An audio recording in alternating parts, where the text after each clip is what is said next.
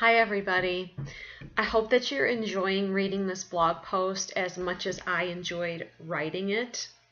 This topic is really near and dear to my heart, just because I've struggled so much over the past many years with body image issues, and I know that many of you out there do as well.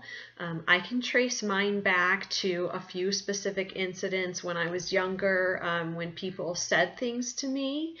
And of course, the constant bombardment of images of how women are supposed to look over the years through the media, and of course now through a lot of the social media stuff. And now being a personal trainer and a health coach, I still find that, this is a big struggle for me. I am definitely not cured of this problem, these mental problems, by any means, but it's something that I work on every day and that I'm better with every day.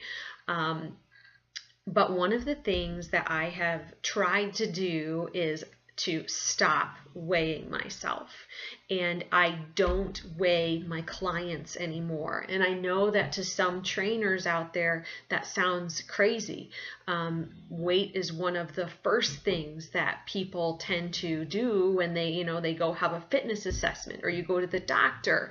The problem is that weight is just a horrible metric for measuring your fitness and measuring your progress and where you are. And I'm going to kind of show you why that is. But before I do, if you get on the scale all the time and it makes you feel bad about yourself, don't do it.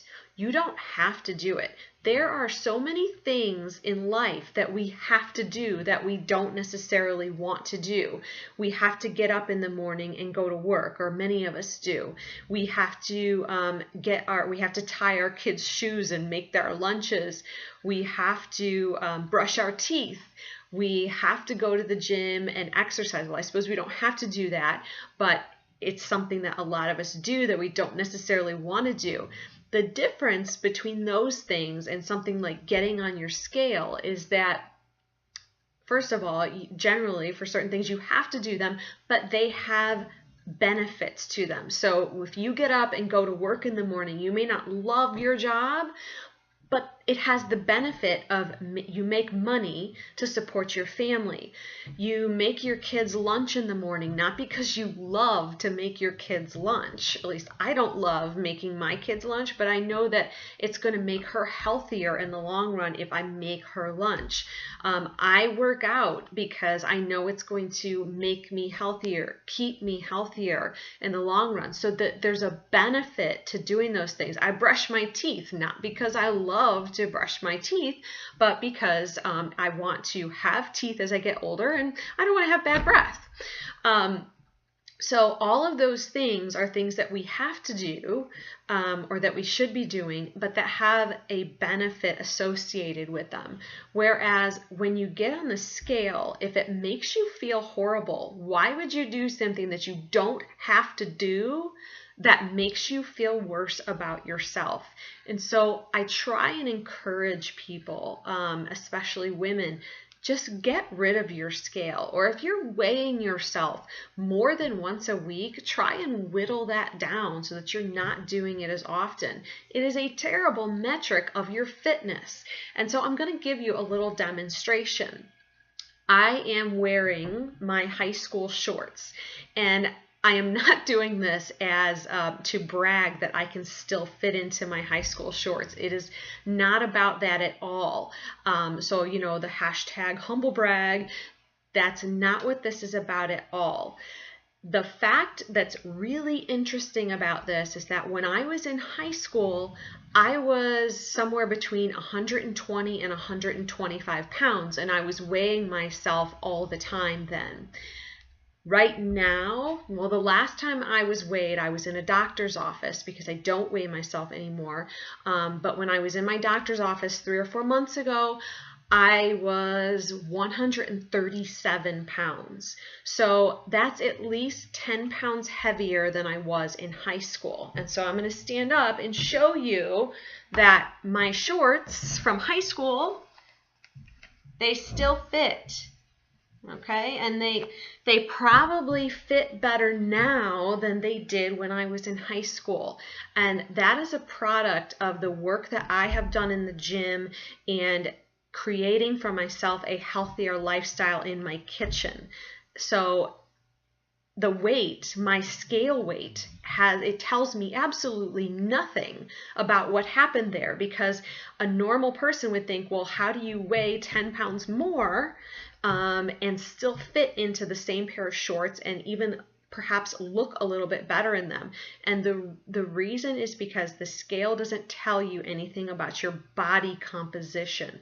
So now, because of my working out and the way that I eat, I have more muscle but less fat on my body. And so muscle takes up less space than fat does. And so my body shape and the way that I look has changed quite dramatically from when I was in high school. And so again, that's one of my main reasons why using weight as a metric to judge your fitness or your progress, it's just not a great metric. And if it makes you feel worse about yourself, don't do it. There are 100 other things to measure your fitness or measure your success. Think about, are you able to hike with your kids or ride a bike with them? That is a measure of fitness progress. How does your skin look? Are you confident when you step out of your house in a nice dress to go out to eat? Are you confident in the bedroom at home with your husband, with somebody who should be able to see you in your most vulnerable state? Those are what they call the non-scale victories, but those are the ones that really matter. Confidence, of course, being a huge one.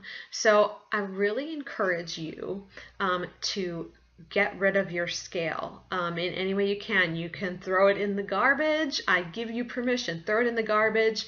You can take it out into the field with a sledgehammer and, take your aggression out on it. Or you can do what I did. Let your husband run over it with a tractor or, the Bobcat. But I encourage you, if it makes you feel bad to weigh yourself, then don't do it.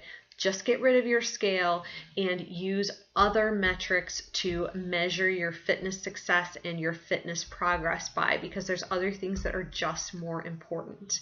So anyway, I hope that you are enjoying this blog post. It means a lot to me. I'd love to hear from you too if you decide to get rid of your scale, and how that makes you feel, or I'd love to hear your story about how you feel about your body image, past, present, and where you hope to go in the future. So bye everybody.